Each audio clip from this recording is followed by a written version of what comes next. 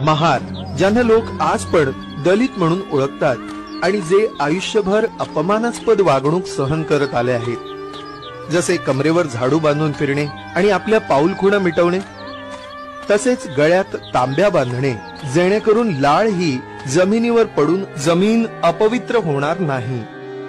समाजाच्या या अपमानास कंटाळून शेवटी त्यांनी 1 जानेवारी 1818 रोजी इंग्रजांसोबत हात मिळवणी केली. पूर्ण ताकदीनेशी त्यांनी इंग्रजांकडून लढा दिला आणि पेशव्यांना हरवण्यास मदत केली.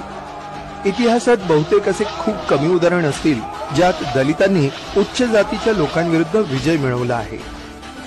या विजयाच्या स्मरणार्थ आणि मृत्युमुखी पडलेल्या 22 महार सैनिकांच्या आठवणीत एक विजयस्तंभ भीमा कोरेगाव येथे बांधण्यात आला, जिथे 110वा स्मृती दिन 1 जानेवारी 1927 रोजी भारतरत्न डॉक्टर बाबासाहेब आंबेडकर हे स्वतः श्रद्धांजली देण्यासाठी आले होते, जेणेकरून दलित त्यांचे हे बलिदान कधीच विसरणार नाहीत.